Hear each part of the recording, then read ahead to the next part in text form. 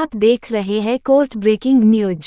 गुजरात उच्च न्यायालय ने राहुल गांधी को उनकी मोदी उपनाम टिप्पणी पर 2019 के आपराधिक मानहानि मामले में उनकी सजा के खिलाफ कोई अंतरिम संरक्षण देने से इनकार कर दिया। न्यायमूर्ति हेमंत प्रच्छक की पीठ ने सभी पक्षों की विस्तृत दलीलें सुनने के बाद यह आदेश पारित किया। न्यायमूर्ति प्रच्छक ने कहा कि मामले के हित और उपयुक्तता को देखते हुए कार्यवाही के रिकॉर्ड को देखने के बाद ही अंतिम आदेश छुट्टी के बाद पारित किया जाएगा। जिरह शुरू होने से पहले न्यायमूर्ति प्रच्छक ने निचली अदालत को निर्देश दिया था कि मामले के मूल रिकॉर्ड 15 मई 2023 को या उससे पहले उच्च न्यायालय को भेजे जाएं।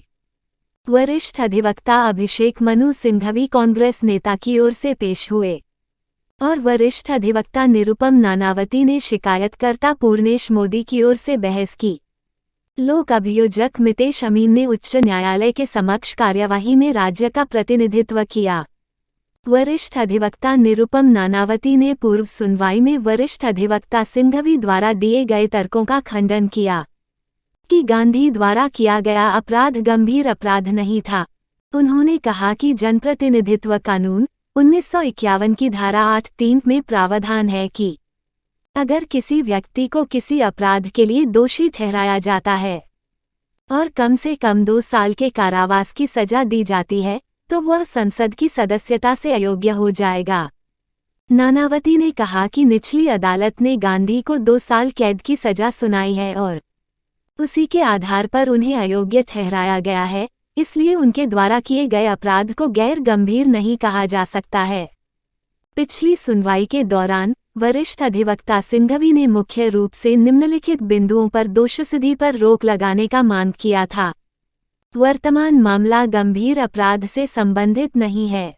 यह हत्या, बलात्कार, अपहरण आदि की प्रकृति में कुछ भी नहीं है जिसमें 5 साल, 6 साल या उम्र कैद की सजा हो। यह नैतिक अधमता का भी मामला नहीं है। कथित अपराध गैर सामाजिक मामला नहीं बनता है। कथित अपराध असंज्ञेय और जमानती है। इससे केवल साधारण कारावास हो सकता है। दोषसिद्धि पर रोक नहीं लगाने के परिणाम कठोर होंगे।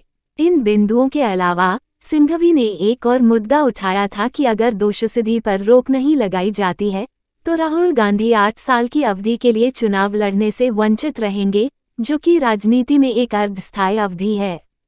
शिकायतकर्ता पूर्णेश मोदी की ओर से वरिष्ठ अधिवक्ता निरुपम नानावती ने उठाए गए सभी तर्कों का विरोध किया और कहा कि विरोधी पक्ष ने पिछली पूरी कार्यवाही के दौरान एक बार भी नहीं कहा कि वह वर्तमान मामले में पीड़ित नहीं हो सकता है। उन्होंने कहा कि विरोधी पक्ष भी सत्र न्यायालय के आदेश में किसी कानूनी दुर्बलता को इंगित करने में विफल रहा और जब उनके पास लोकस और अन्य बिंदुओं के संबंध में अपीलीय अदालत के समक्ष अपनी आपत्तियां उठाने का अवसर था तो उन्होंने ऐसा नहीं किया। नानावती ने संसद से अयोग्य ठहराए जाने के बाद गांधी के रवैये पर अदालत का ध्यान आकर्षित किया। कांग्रेस नेता ने कहा कि उनका नाम गांधी है, न कि सावरकर, और गांधी माफी नहीं मांगते। उन्होंने कथित तौर पर अयोग्यता को एक उपहार भी कहा। फिर अब वह राहत क्यों मांग रहे हैं? विस्मयादिबोधक चिन्ह। अगर यह एक उपहार था तो सार रखें। क्यों है वह अब लड़ रहा है? नानावती ने तर्क दिया। उन्होंने अदालत को आगे बताया कि वर्तमान मामले में शिकायत के बाद कांग्रेस नेता के खिलाफ वीर सावरकर और अन्य सार्वजनिक हस्तियों के खिलाफ उनके अपमानजनक बयानों के लिए कम से कम 3 और शिकायतें दर्ज की गई हैं। उनके आचरण को देखें। वह जो राहत मांग रहे हैं वह अदालत के विवेक पर है। यह ध्यान दिया जाना चाहिए कि उन्होंने राहुल गांधी ने कभी भी अपने कृत्यों के लिए कोई पछतावा नहीं दिखाया। वह एक ही अपमानजनक टिप्पणी करते रहते हैं। इस तरह के रवैये के साथ क्या वह किसी राहत का पात्र है? वरिष्ठ अधिवक्ता नानावती द्वारा प्रस्तुतियां पूरी करने के बाद लोक अभियोजक मितेश अमीन ने प्रस्तुत किया कि कानून निर्माताओं का कर्तव्य कानून को बनाए रखना है, लेकिन गांधी स्वयं कानून तोड़ रहे हैं जो मामले को और गंभीर बनाता है। इसलिए उन्हें कोई राहत नहीं दी जानी चाहिए। तत्पश्चात राहुल गांधी के लिए वरिष्ठ अधिवक्ता सिंघवी ने विपरीत वकील द्वारा उठाए गए तर्कों का प्रतिकार किया। और कहा कि मानहानि निम्न श्रेणी का अपराध है और वर्तमान मामले में धारा के तहत दायर याचिका पर फैसला करते समय परिणामों की अपरिवर्तनीयता और सुविधा संतुलन पर विचार किया जाना चाहिए। क्या एक अयोग्यता से अधिक अपरिवर्तनीय कुछ हो सकता है जो आपको एक सांसद की स्थिति से वंचित करता है? यहाँ नुकसान 3 गुना है। संसदीय सत्रों के अलावा मैंने संसदीय समितियों की बैठकों को भी याद किया है, जो एक व्यक्तिगत क्षति है क्योंकि मैं चूक गया, सिंघवी ने तर्क दिया। लोगों की आवाज को पेश करने का मौका। दूसरा नुकसान उस निर्वाचन क्षेत्र के लोगों का है जिसका मैं प्रतिनिधित्व करता हूँ। और तीसरा नुकसान देश का है क्योंकि कोई संसदीय लोकतंत्र नहीं होगा। आपको मालूम होगा कि साल 2019 में कर्नाटक के कोलार में एक चुनावी रैली में गांधी ने कहा, कैसे सभी चोरों का उपनाम मोदी है। इसके बाद भारतीय जनता पार्टी भाजपा के विधायक और गुजरात के पूर्व मंत्री पूर्णेश मोदी द्वारा भारतीय दंड संहिता की धारा 499 और 500 के तहत गांधी के खिलाफ मानहानि का मामला दायर किया गया था। 23 मार्च 2023 को कांग्रेस नेता, जो उस समय केरल के वायनाड से सांसद थे, को सूरत जिला अदालत ने दोषी ठहराया और 2 साल की जेल की सजा सुनाई।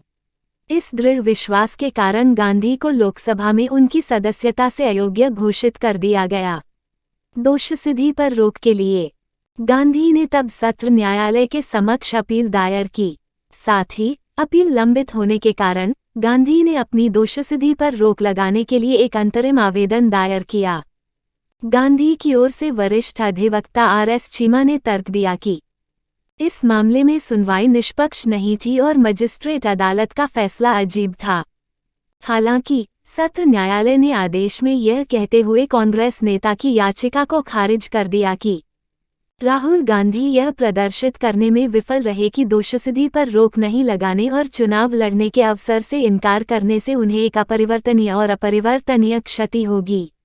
इसके बाद गांधी ने सत्र न्यायालय के फैसले के खिलाफ उच्च न्यायालय में अपील दायर की।